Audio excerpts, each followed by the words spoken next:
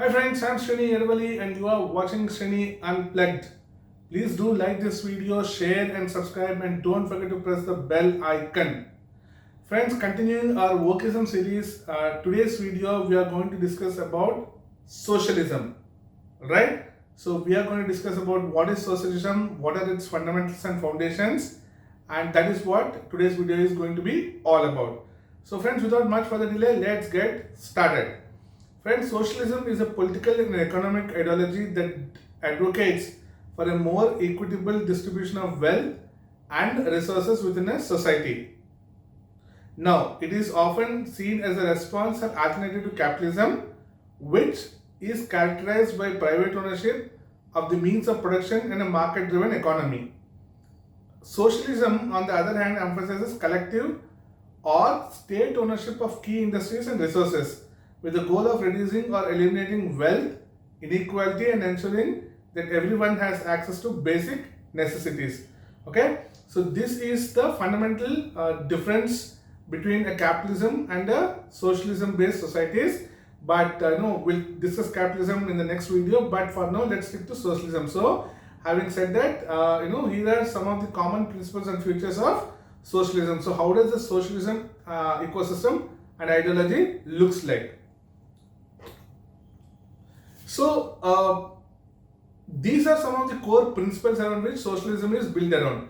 So first and foremost, which is public ownership. Okay, so socialism advocates for public or collective ownership of key industries such as healthcare, education, transportation, and energy. Just some examples. All right. This means that the government or the community as a whole controls and manages these sectors rather than private individuals or corporation. Okay, this is number one. Number two. Okay, before we get into number two, let's look at some examples. In many countries, the healthcare system is publicly owned and operated. So, for example, the United Kingdom's National Health Services (NHS), okay, is a publicly funded healthcare system where the government owns and runs hospitals, clinics, and healthcare services. So, one example of public ownership of services, right? Second example. Second point or second component, okay, redistribution of wealth.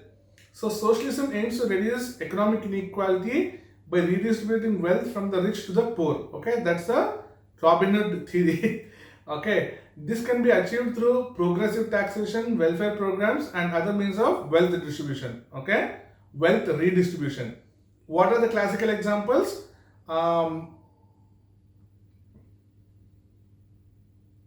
So progressive taxation is a key tool for wealth redistribution.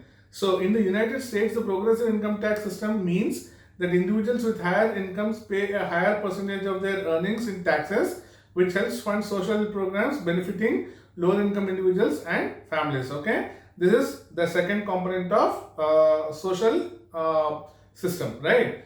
Third one is basically social safety nets. Okay, what are social safety nets? Socialists often support robust social safety nets. Okay, people with socialist ideologies, they basically support robust safety nets, including universal healthcare, education, and social services. Now, the goal is to provide all citizens with access to essential services regarding of their incomes. Now, what is a classic example of social safety nets? Scandinavian countries like Sweden have robust social safety nets, which means that they provide universal healthcare, free or heavily subsidized education, and generous unemployment benefits to ensure that citizens have access to essential services and support. Okay, so this is what is social safety nets are all about. Next, fourth point, worker ownership and control. So, how is it basically defined? Some forms of some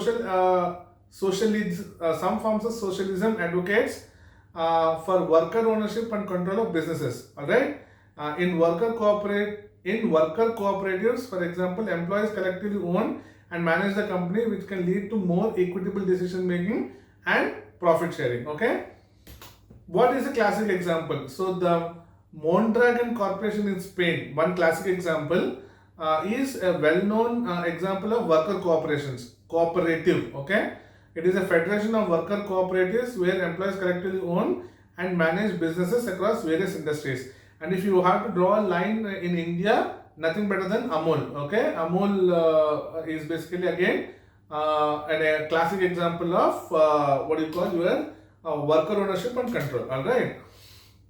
Then fifth one, planned economy. Okay, the socialism may involve central planning of the economy, when the government or a central authority sets production targets and allocates resources to meet societal needs. This is in contrast to the market-driven economy of capitalism.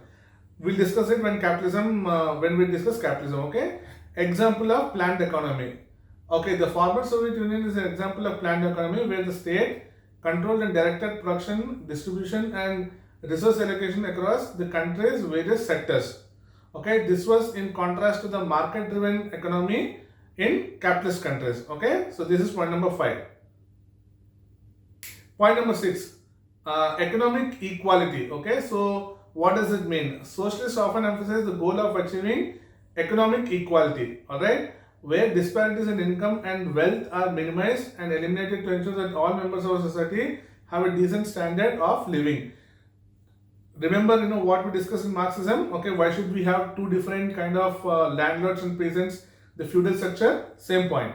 Okay, what is a classical example? In countries like Norway and Denmark, strong social policies and progressive taxation have helped reduce income inequality. Okay, and these countries consistently rank among the most economically equal in the world. Okay, so this is what happens. Then, point number 7. Democratic governance. So many socialists advocate for democratic governance structure. Now, what does this mean? Where decisions about economic and social policies are made through democratic process, involvement of the people of the nation. Okay, this can include elections, referendums, and community participation in decision making, as I mentioned just now. Classic example for this particular point is the implementation of socialist policies often involves democratic decision making. For example, in Bolivia, okay, the government under President Evo Morales pursued a socialist agenda that included nationalizing key industries and implementing social programs, and these policies were shaped and supported through democratic elections and referendums. Okay, the leader of the nation takes a decision through a consensus, and basically either it goes through to the next phase or it is arbitrarily rejected over there. So this is democratic governance. What is the next point? Critics of capitalism. So this is the 8th point. Okay, socialists typically critique capitalism for its perceived tendencies to concentrate wealth and power in the hands of a few. Okay, few, exploit workers and prioritize profit over welfare, social welfare. Of course, obviously, they are at loggerheads with each other. Classical example: socialist movements and parties around the world often critique capitalism. Okay, as I mentioned, they are the opposite poles. For example, during the 2020 US presidential election, Senator Bernie Sanders ran on a platform that included critiques of wealth inequality, corporate power, and the need for more social programs. While not a full socialist platform, it reflected socialist ideologies. Okay, so friends, this in a nutshell is what socialism and socialism ideologies are all about. Okay, we just looked at the fundamentals of socialism. And with that, friends, I come to the end of this video. All right, and if you enjoyed this video, please do like, share, and subscribe, and don't forget to press the bell icon. Friends, I'll see you in the next video. Until then, Jai Hind, Bharat Mata.